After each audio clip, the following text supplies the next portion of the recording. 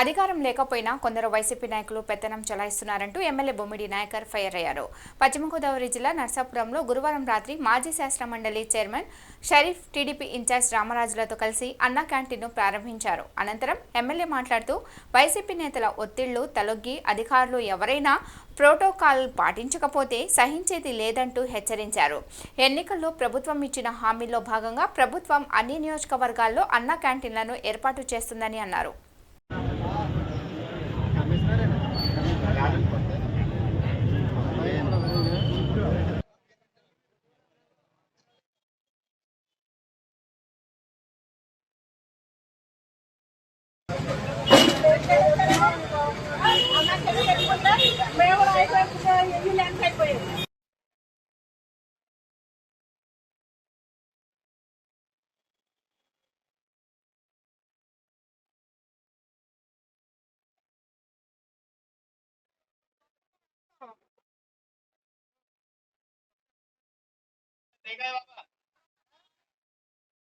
అంతా చేసి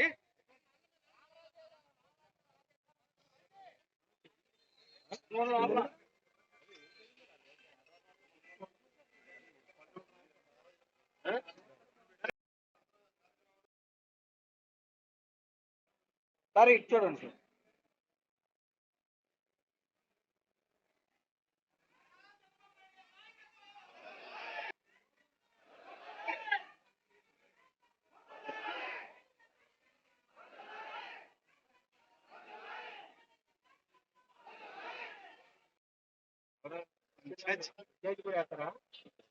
అదే కదా అక్కడ వెళ్ళి చెప్ప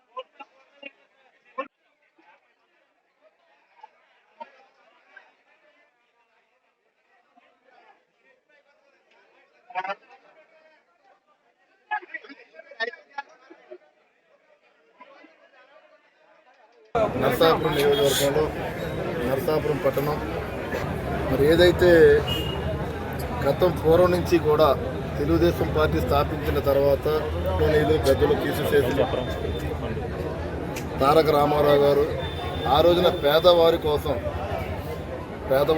తక్కువ రేట్లో అన్నం పెట్టాలని ఆలోచనతోటి ఆయన ఆ రోజు అన్నా క్యాంటీన్ ఓపెన్ చేయడం జరిగింది. దానిలో భాగంగా మరి కూటమికి మరి 2024 ఎలక్షన్స్లో ఈ కూటమికి మరి ప్రజలందరూ కూడా అవకాశం ఇవ్వడం, అంటే తెలుగుదేశం పార్టీ, బీజేపీ, జనసేన పార్టీలు 3 పార్టీల నుంచి కూడా ఇక్కడ మాకు అవకాశం ఇవ్వడం జరిగింది.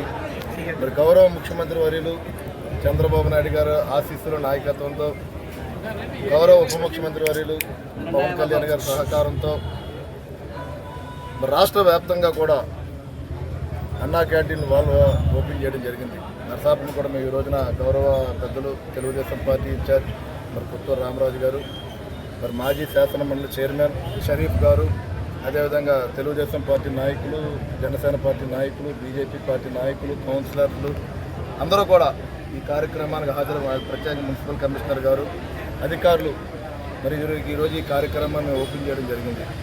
మరి పేదవారి కోసం మరి చంద్రబాబు నాయుడు గారు మరి అన్నా క్యాంటీన్ 5 రూపాయలకి భోజనం ఉన్నది కూడా ఇవాళ మనం చూస్తున్నాం. బయట ఎక్కడైనా హోటల్లో కానీ ఎక్కడైనా భోజనం చేయాలంటే కనుక దాదాపు 80 నుంచి 90 రూపాయలు ఒక పరిస్థితుల్లో మరి 5 రూపాయలకి ఒక మంచి భోజనాన్ని పేద ప్రజలకి, ప్రత్యేక కార్మికుల కోసం, రిక్షా దొక్కునే వారి కోసం, కూలి పని చేసుకునే వారి కోసం, తాపి పనులు చేసుకునే వారి కోసం, వివిధ స్థాయిలో ఆర్థికంగా వెనకబడిన వంటి వారి కోసం మరి అన్నా క్యాంటీన్ ఏర్పాటు చేయడం కూడా ఇది రాష్ట్ర వ్యాప్తంగా కూడా ఒక మంచి పరిణామంగా కూడా మనందరూ కూడా గుర్తు చేసుకోవాల్సిన అవసరం ఉంది. గత వైసీపీ ప్రభుత్వం ఏదైతే ఉందో దుర్మార్గపు ప్రభుత్వం, వాళ్ళు కూడా కొంతమంది నాయకులు ఇంకా గతాన్ని మర్చిపోవట్లేదు. అలా ఇంకా గతంలో మేము అధికారంలో ఉన్నా అన్న అహంకారంతో ఇంకా ఉంటున్నారు. వాళ్ళు కనుక గతంలో కూడా నేను మాట్లాడాను, 2-3 సందర్భాల్లో మాట్లాడాను నేను. వాళ్ళు మరీ ఇదే విధంగా ఉంటే కనుక వారందరికీ ఏ రకమైన తగు పరిష్కారం చేయాలనేది ఆలోచన చేసి పూర్తిగా ప్రతి ఒక్క నాయకుడిని, వైసీపీ నాయకుడిని కూడా ఇంట్లో కూర్చోబెట్టే విధంగానే మేము ముందుకు వెళ్తామని చెప్పి తెలియజేస్తున్నాం. ఇవాళ అధికారంలో ఈ కూటమి ఉంది, మాపై నమ్మకంతో అవకాశం ఇచ్చారు. మీపై మీరు చేసిన అవినీతి కానీ అడ్డంకులు కానీ అన్నీ చూసి మిమ్మల్ని ఇంట్లో కూర్చోబెట్టిన పరిస్థితి ప్రజలు.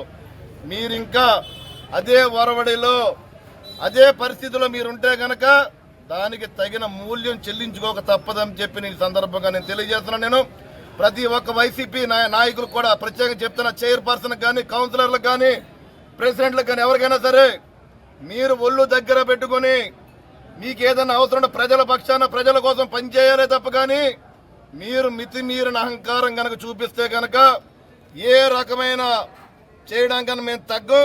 దయచేసి చెప్తున్న ప్రత్యేకంగా ఇవాళ ప్రజల కోసం పనిచేద్దాం, మనం ఫోటోల కోసం కాదు, ప్రజల పక్షాన ప్రజల కోసం మనం పనిచేయాలని చెప్పి ఈ సందర్భంగా తెలియజేస్తున్నాం. ప్రతి ఒక్కరికి న్యాయం జరిగే విధంగానే ఈ కూటమి, మా నాయకులు, మా పార్టీ సిద్ధాంతాలు ఉన్నాయని చెప్పి ఈ సందర్భంగా తెలియజేసుకుంటూ ప్రతి ఒక్కరికి కూడా ఇక్కడికి వచ్చినట్టు సహకరించినట్టు ప్రతి ఒక్కరికి హృదయపూర్వక ధన్యవాదాలు తెలుగు